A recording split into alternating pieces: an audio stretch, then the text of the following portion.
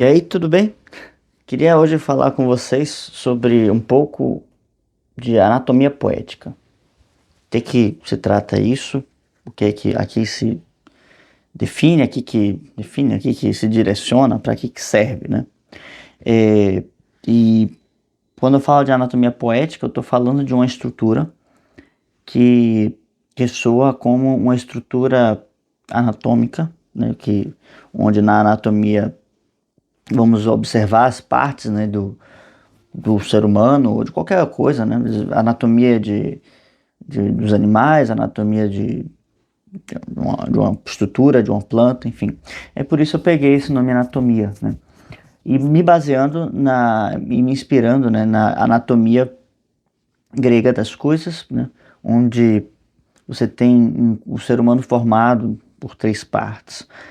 E assim a gente vai compreender isso melhor. E quando eu falo dessas três partes, eu não estou falando da anatomia física da coisa. E assim como os gregos não falavam simplesmente da anatomia física, eu também não estou falando simplesmente da anatomia física da poesia, tá? Então, por exemplo, se eu pego uma, uma poesia do Olavo Bilac, por exemplo, né, que geralmente eu sempre escolho um soneto aqui para vocês.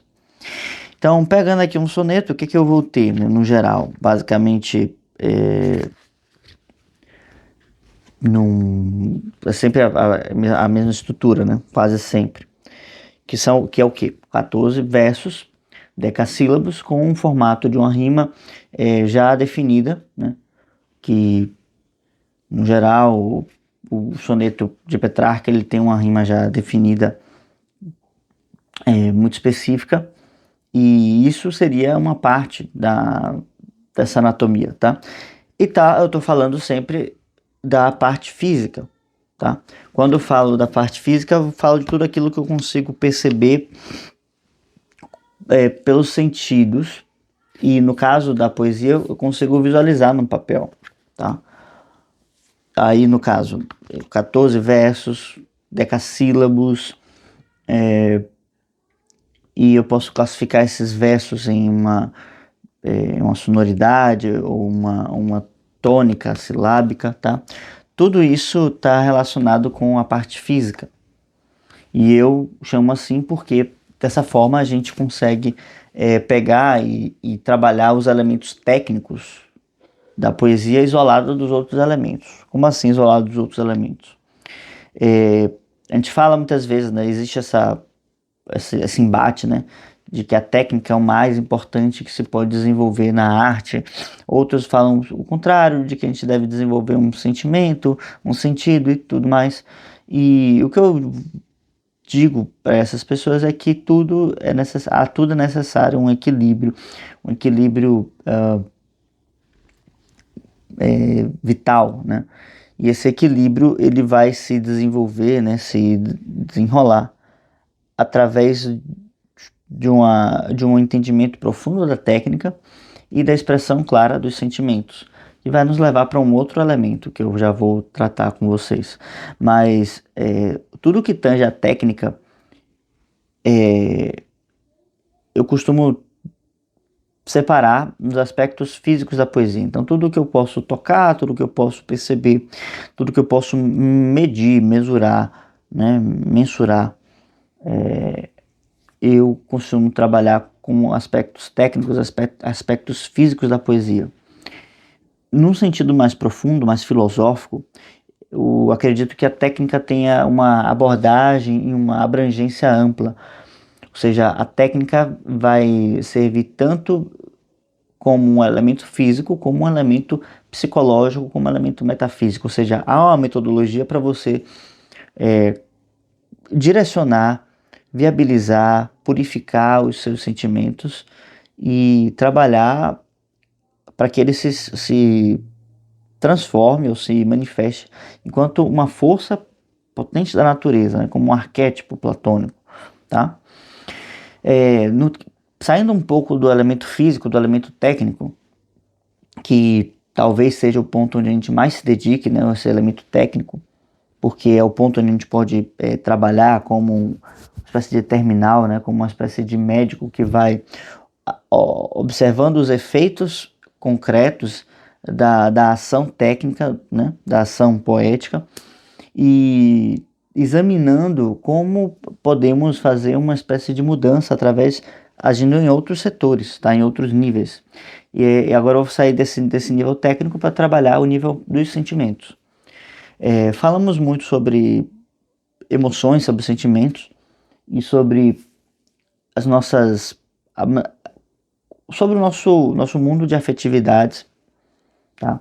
E aqui na revista Polis eu gosto de trabalhar muito o que eu chamei de a educação sentimental, inspirado no livro do Julián Marías, que fala sobre uma formação do nosso mundo emocional e de como a espontaneidade ante as coisas, ante aquilo aquilo que nós nos relacionamos ante a vida, ela pode ser bem direcionada, bem educada, fazendo com que a gente possa se qualificar, se transformar enquanto ser humano. Então, essa educação sentimental, ela vai se trabalhar, se desenvolver em cima de um processo que vai transformar as emoções, né, em sentimentos. Ou as emoções, vamos chamar assim, de emoções ruins em emoções boas, tá? E para que não fiquem muitas dúvidas, né, porque existem muitas definições disso, eu gosto de trabalhar os sentimentos puros, né, com a definição que o Hilke traz em Carta ao Jovem Poeta, né, que é um livro que eu já tratei bastante aqui no canal também, já fiz uma oficina e tudo. E aí, caso você tenha interesse nesse assunto, você dá um toque aqui nos comentários para eu poder resgatar isso, né? Então o Hilke ele fala o seguinte: são puros todos os sentimentos que te acumulam e elevam. Simplesmente isso. Ele fala algumas outras coisas, mas o principal é isso. Essa acumulação, ela pode ser entendida como uma reunião, como uma síntese, como uma reunificação. Em outras palavras, é um processo de unificar o que está disperso. Isso em filosofia moral, né, nos assuntos da moral, é um assunto da mais alta importância, porque a moral é um ramo da filosofia que trata do comportamento e das ações humanas. E o que se entende é que o trabalho da moral vai nos levar a certas virtudes, que são forças que existem na alma humana, que dão ao ser humano nada mais, nada menos do que uma unidade. Então, se os sentimentos eles nos acumulam, se eles nos unificam, eles nada mais são e nada mais fazem do que virtudes, e nada mais fazem do que a mesma coisa que as virtudes fazem em nós, porém em um nível emocional, num âmbito emocional. Então, e por que eu estou tratando disso, sendo que eu estava falando de poesia, né? Porque justamente a poesia vai ajudar a formar esse caráter desse indivíduo através do seu sentimento. Então, todos sabem, ou não sei se todos sabem, mas todo sentimento ele provém do amor, que nada mais é do que uma força divina que reúne todas as coisas, né? E faz com que nós busquemos aquilo que nos falta. Em última instância, o que nos falta é o elemento divino em nós. Não porque nos falta em potência, né, mas nos falta assim em ato, né? Não está em nós a semente disso, mas a gente não acessa isso de forma plena. Então sentimos a falta disso e buscamos isso constantemente. O amor nos leva a reunir com isso, nos reunir com essa força, nos reunir com esse entendimento, com essa ideia, com essa forma de vida, tá? Que é nada mais que estar em contato com aquilo que nós temos de mais superior. Então, o sentimento dentro da poesia, ele não é uma palavra isolada ou uma forma de compor o verso ou um assunto que nós vamos tratar. Nada disso. Assim como se fosse uma espécie de filtro, né? Sei lá, um filtro do Instagram, né? Já viu que a foto tem uma qualidade ou uma... é, quando tiramos uma foto, ela tem deixa uma certa marca, mas quando você aplica um filtro, isso dá uma outra leitura, uma outra visão completamente diferente para aquela mesma foto. Então, o sentimento, né, para uma poesia, ele vai atuar como se fosse uma espécie de filtro, onde toda a nossa leitura vai estar permeada daquele sentimento. Esse sentimento pode ser um sentimento mais de um tom pastel, assim, né? E de um tom mais isolado, mais melancólico. Ou ele pode ser de uma coisa mais vibrante, mais expansiva, né? Mais alegre. Ele pode ser de diversas nuances, mas ele vai trazer, ele vai conformar, ele vai ter uma linha que vai fazer nascer em nós uma certa percepção de algumas coisas. E lembra que eu falei da unidade que o sentimento gera, tanto em nós quanto na obra que estamos lendo, né? Porque a gente vai ler a poesia que seja, ela vai nos dar uma certa impressão, né? Uma certa, uma certa relação que vai fazer com que a gente reflita se, né, qual o teor daquilo, né? Então, e a gente vai tomar um contato disso como um todo, sabe? Como um contato geral. Nós temos como se nós, como uma refeição que nós fazemos, né? Ela tem um sabor geral, assim. Tem os elementos das partes, mas tem a composição do todo. Da mesma forma, numa poesia funciona igual. Então a gente vai ficar com um sabor daquilo, né? Um certo teor daquilo que vai levar, que vamos levar conosco. Como se como uma espécie de aroma, né? Que fica quando nós manejamos flores, né? Então a gente está lá fazendo uma separação de algumas flores e tal, e ela vai deixar em nós certos aromas. Esse aroma fica nas nossas mãos, né? E justamente esse aroma, esse resquício, é o processo, né, de estar em contato com as flores, estar em contato com com essa força, né? Você maneja essa força, toma contato com ela e algo daquilo fica em você. E claro, o que se espera de um poeta é que ele tenha uma capacidade de imprimir um sentimento que fortaleça aquele que está tomando contato com a sua obra, assim como o perfume ele embeleza, né, as obras que Deus faz na natureza, que Deus cria na natureza. Então, justamente essa beleza, ela é uma espécie de marca, uma espécie de aroma que está em todas as coisas e que caracteriza aquilo que é bom, aquilo que é divino. Então, inclusive, se você quiser saber mais sobre a beleza, o Clube do Livro Em Busca da Beleza está com as inscrições abertas. O link vai ficar aqui na descrição. Esse clube, iniciamos ele tem mais ou menos um mês, né?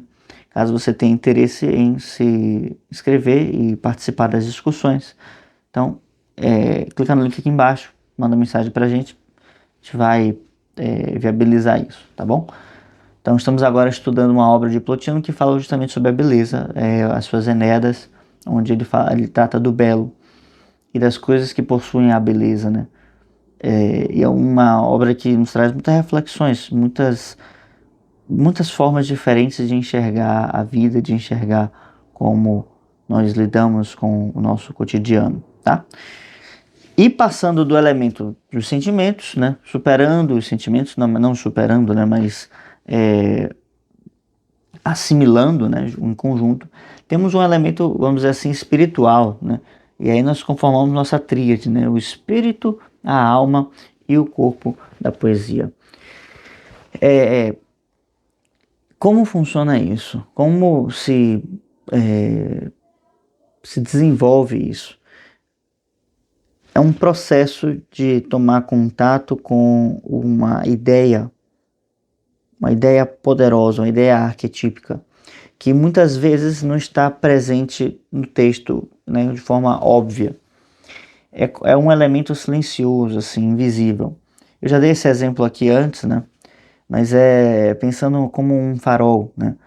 A gente falou do corpo, né? E da alma da poesia, mas o elemento que justifica a poesia para existir é justamente seu espírito.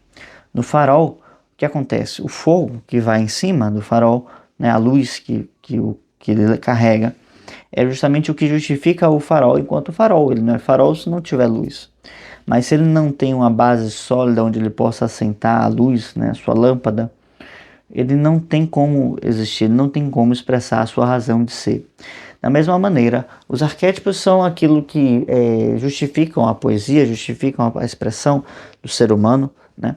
De igual maneira, é uma analogia perfeita, né? Uma analogia completa, né? E para o ser humano, os arquétipos, né, a sua ideia, a sua vocação é o que justifica. De certa forma, toda a poesia ela tem a sua vocação. E muitas vezes essa vocação não está explícita. Quase sempre não está explícita, não está dita. Sempre é algo que não está sendo dito, né?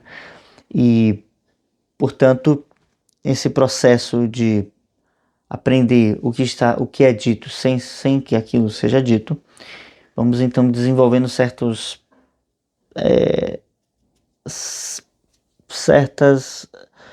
elementos intuitivos em nós que vai fazendo com que a gente perceba as coisas com mais clareza, tá? Então, assim,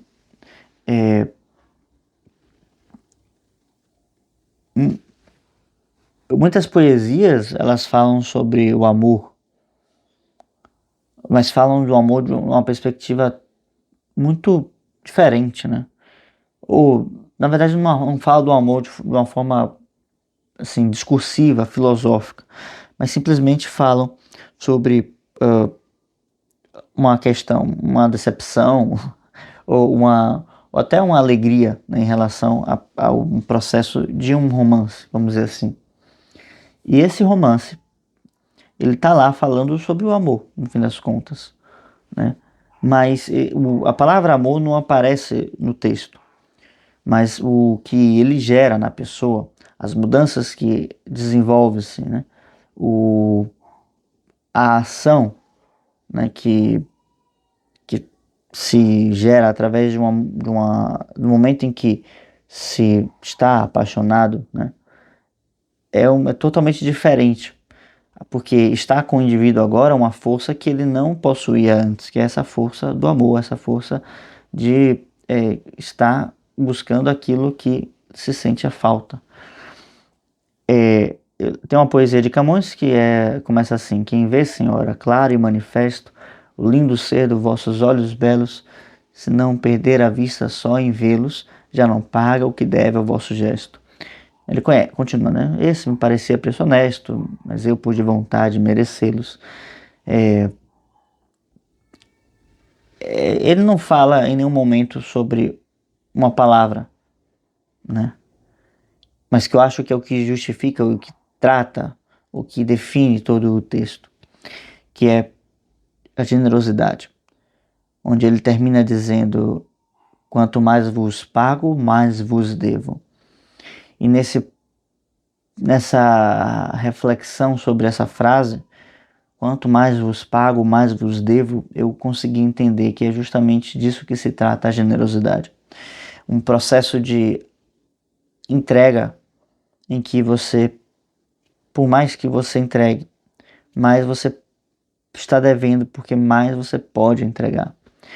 Em nenhum momento ele fala dessa palavra, acho que eu nunca vi ninguém falar fazer uma interpretação sobre esse poema e falar sobre ele, mas é o que fica para mim, né, de tudo o que eu li sobre vários elementos, mas pensando nesse poema especificamente. É o que a gente vai percebendo e tomando contato na medida em que a gente vai conhecendo mais o poema e vai permitindo com que ele abra as suas portas para nós. É um processo muito mais intuitivo do que racional, ainda que nós possamos utilizar uma série de símbolos que o poeta deixa como rastro na nossa interpretação. E buscando isso, né, buscando esse entendimento, essa relação, a gente pode então entrar nessa dimensão arquetípica do poema, né, arquetípica da arte, e desvendar os seus mistérios. E é basicamente isso que eu entendo por anatomia poética, uma divisão em 3 partes que consegue abranger todos os elementos que podem trazer um poema. E eu criei essa metodologia para poder compreender melhor não somente aquilo que eu ia explicar, aquilo que eu ia ensinar, mas também aquilo que os meus alunos, né, viriam a fazer no futuro, tá? Então, ainda é um desejo meu, né, é, continuar trabalhando isso, né, ensinar isso para mais pessoas, mas a princípio ele está apenas sintetizado nessa breve explicação que eu falei com vocês, né, e que podemos depois, né, alongá-la bastante mais, tá? Então, vamos ficando por aqui. Caso você tenha ficado até esse momento do vídeo, muito obrigado. Deixa um like no vídeo, se inscreva no canal, isso ajuda demais aqui o nosso trabalho. E qualquer dúvida, deixa aqui nos comentários. Vamos ficando por aqui e até a próxima. Tchau, tchau.